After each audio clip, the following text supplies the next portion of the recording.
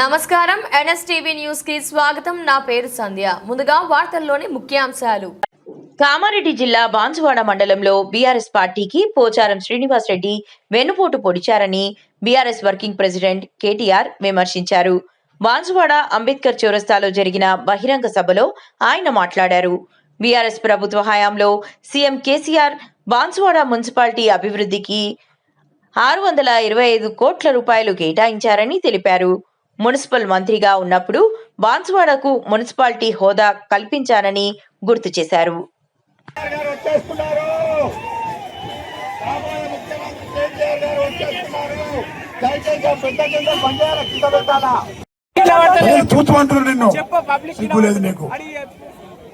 కేటీఆర్ గారు నిన్న ప్రజల దగ్గరికి వెళ్ళిండు. ఆయన ఏ కండువలు ఆయనకు ఒక యువకుడు అడిగిన, సార్ మీరు ఏ పార్టీకి వచ్చారని. ఏ పార్టీ చెప్తున్నాడు? మైనారిటీ డిక్లరేషన్ అన్నాడు. 1000 కోట్ల బడ్జెట్, 4000 కోట్ల బడ్జెట్ ఇస్తా అన్నాడు. केसीआर गाరు ఉన్నప్పుడు जब केसीआर साहब थे यहाँ पे हुकूमत चला रहे थे और वजीर आला थे, आपको याद होना चाहिए, इमाम और मौजूरों को केसीआर साहब ने पहली बार तारीख में 5-5 हजार रुपया दिया. ये लोग वादा करे 12,000 रुपया देंगे बोल के वादा करे. अरे 12,000 को छोड़ो, 12,000 को गोली मारो, कम से कम वो 5,000 भी नहीं दे रहे आजकल. 8-9 महीने से वो भी नहीं मिल रहा इमाम मौजूरों को.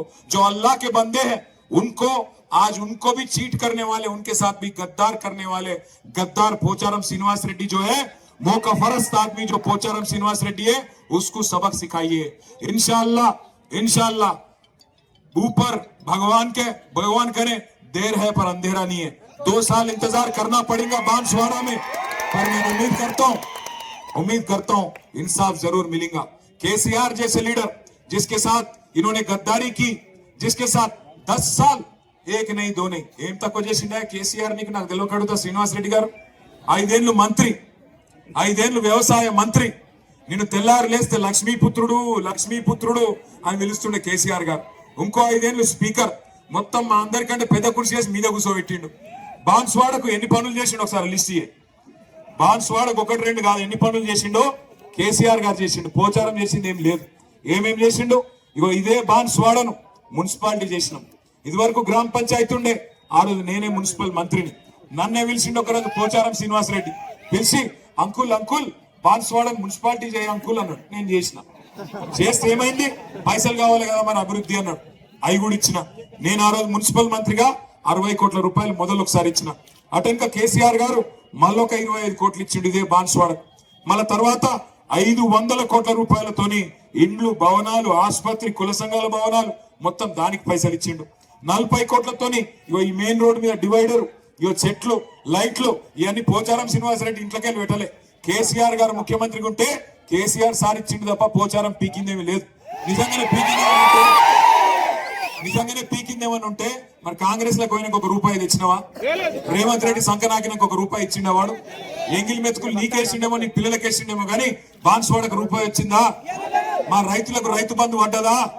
ఇవాళ ఏం తారీఖు? ఫిబ్రవరి 7 తారీఖు. కేసీఆర్ ఉన్నప్పుడు డిసెంబర్ ఆఖరి వారంలో టింగు మన ఫోన్ మోగుతుండే, రైతు బంధు పడుతుండే, దుకాణాలు నడుస్తుండే, రైతులు మంచిగుంటుండే. మీరొక్క ఫోన్ కొడితే ఆటో తమ్మునికి ఒక ఫోన్ కొడితే పొలం కాడికి వచ్చి యూరియా బస్తాలు వేసిపోతుండే. ఇలా యూరియా బస్తా కోసం మన బతికేంది? మళ్ళీ లైన్లు కడుతురా మంచిగా? మరి బాగున్నదా? మార్పు మంచిగుందా? అందుకే అంటున్నా, పోచారం శ్రీనివాస్ రెడ్డికి ఇవన్నీ నచ్చినాయట. ఏది? యూరియా బస్తాల కోసం లైన్లు కట్టి నచ్చిందంట, రైతు బంధు దొరకకపోవడం నచ్చిందంట, మొత్తం 6 గ్యారెంటీల పేరు మీద మోసం నచ్చిందంట. అందుకే పోయి కాంగ్రెస్ లో వచ్చిందంట. ఇంకా చాలా చేసినాం మనం పనులు. మన ప్రభుత్వంలో ఆనాడు నసరులాబాదు, చందులాలు, మోస్రా, రుద్రూర్, పుతంగల్ మండలాలు కొత్త ఏర్పాటు చేసుకున్నాం. 2 Rudrur circle, Banswada police circle ఏర్పాటు చేసుకున్నాం. 42,000 మందికి కేసీఆర్ గారు రాకముందు 200 రూపాయ పెన్షన్ ఉంటుండే. కేసీఆర్ వచ్చినాకనే 2000 పెన్షన్ అయింది. కరెక్టా కాదా? కేసీఆర్ ఇచ్చే పెన్షన్ తప్ప కొత్తగా ఏమైనా వచ్చిందా చెల్లె? 1 రూపాయి పెరిగిందా? మరి ఎందుకు పోయిందన్న కాంగ్రెస్ పార్టీలో చెప్తాడా పోచారం శ్రీనివాస్ రెడ్డి? అట్లాగే ఇంకా బీఆర్ఎస్ లోనే ఉన్నా అని చెప్పుకున్నాడు. మరి ఇంకా బీఆర్ఎస్ లోనే ఉంటే ఇలా నా పక్కకుండా అనలేదా? యాడున్నాడు మరి? కండువ లేకుండా ప్రచారం చేసుకుంటుండట. అయితే స్పీకర్ ముంగట మేము అడిగినాం, మరి నువ్వు మా పార్టీ ఆఫీస్కి వస్తలేవు, పార్టీ పనులకు వస్తలేవు, ఇంకోటి అసెంబ్లీలో కూర్చున్నాడు కూడా కాంగ్రెస్ వాళ్ళ దగ్గర కూర్చుంటున్నావు. ఎందుకు కూర్చుంటున్నావు అంటే ఏం చెప్పాడు తెలుసా పెద్ద మనిషి? కూర్చోసుకుంటాను గంత పరిస్థితి వచ్చింది అలా పెద్ద మనిషి. ఇంత పెద్ద మనిషి గిన్ని పదవులు అంత మంచిగా బతికితివి, ఇలా ఇంత దిగజారిపోతివి. అందుకే నేను అంటున్నా, ఈ బతికే బదులు సపరేట్గా బండ కట్టుకొని బాయిలో దిగితే లొల్లుగుతుంది. బాన్స్వాడకి ఎలక్షన్ ఉంటే ప్రజలు డిసైడ్ చేస్తారు. నేను అడుగుతున్నా పోచారం శ్రీనివాసరెడ్డి గారు, నిజంగానే రేవంత్ రెడ్డి పొడిచి పీకి పందిరేస్తే దమ్ముంటే రాజీనామా చేయి, బాన్స్వాడ ప్రజలు డిసైడ్ చేస్తారు. బాన్స్వాడ ప్రజలు డిసైడ్ చేస్తారు. రాజీనామా చేసి ప్రజాక్షేత్రంలోకి రా. రేషం ఉంటే దమ్ముంటే రేషముంటే రాजीनामा చేసి बांसवाड़ा रा చూసుకుందాం. జై తెలంగాణ.